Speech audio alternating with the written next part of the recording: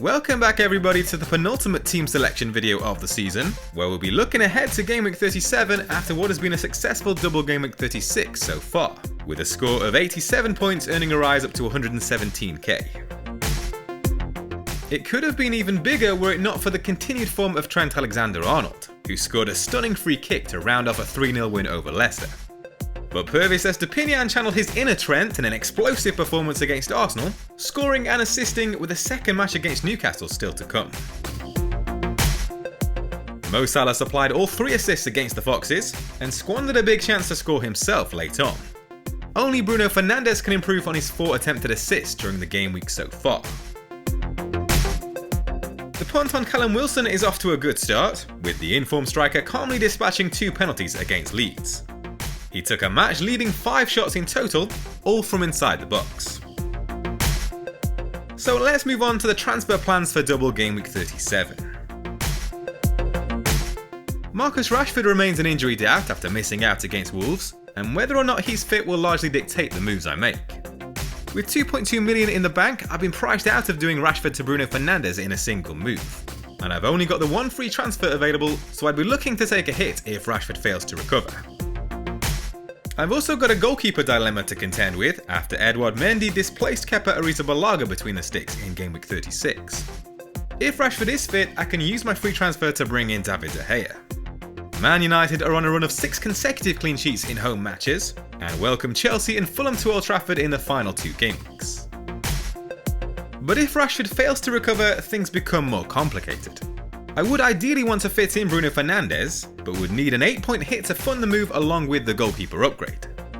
Alternatively, I could instead punt on Anthony for just a 4-point hit. The Brazilian has matched Fernandes with a tally of 12 shots in the box across the last 6 game weeks. Downgrading Ollie Watkins to Julian Alvarez is the most obvious way I can see to raise the funds necessary for Fernandes, though it would mean having to bench Callum Wilson at home to Leicester, which is less than ideal. I can see Alvarez getting a decent amount of game time in Game Week 37, now the title is all but wrapped up for Man City. I expect Guardiola will look to preserve a few of his first 11 after the second leg with Real Madrid, before putting out a strong team in Game Week 38 for rhythm ahead of the FA Cup final. So to summarise, if Rashford is out, I'm looking at an 8-point hit selling David Raya, Rashford and Watkins for De Gea, Fernandes and Alvarez.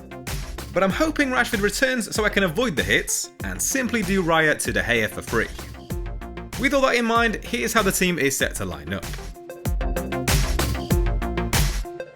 As mentioned, David De Gea is set to come in to replace David Raya. Bournemouth have fashioned 5 big chances in their last 4 matches, with only Wolves managing fewer. Chelsea have scored just 7 goals in their last 6 matches, and again only Wolves have fared worse.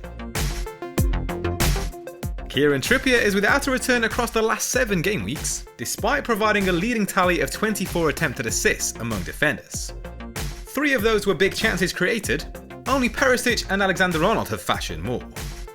Things are not looking good for Leicester, who have just 2 matches left to avoid relegation and are without a win in their last 4. The return of Raphael Varane from injury saw Luke Shaw shift back to his more traditional left-back role against Wolves, where he supplied 2 attempted assists, including a big chance that was missed by Anthony. He's delivered 8 corners in the last 4 game weeks, trailing only Fernandes among teammates with 17. Restored to the number 10 role against Arsenal, Alexis McAllister has taken 8 shots from inside the box over the last 4 game weeks. Only Rashford, Mitoma and Salah have fired more among midfielders. His tally of 6 efforts on target in that time only trails McNeil and Rashford.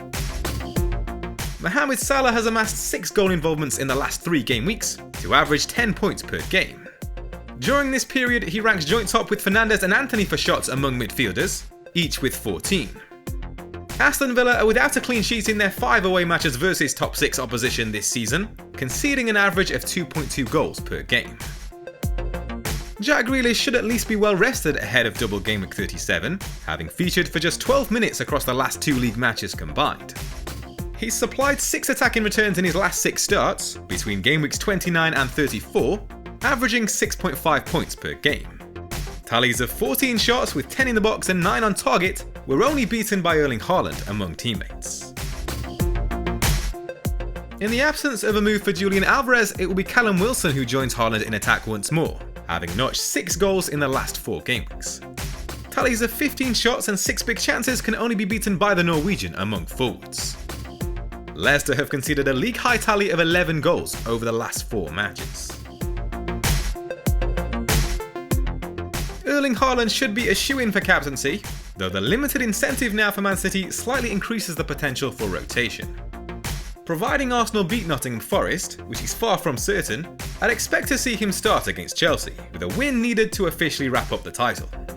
The Blues have failed to keep a clean sheet in their last 6 matches. Bruno Fernandes stands out to me as the best differential captaincy option, but I'm not sure I'd be betting against Haaland this week even if I were to transfer in the Portuguese international.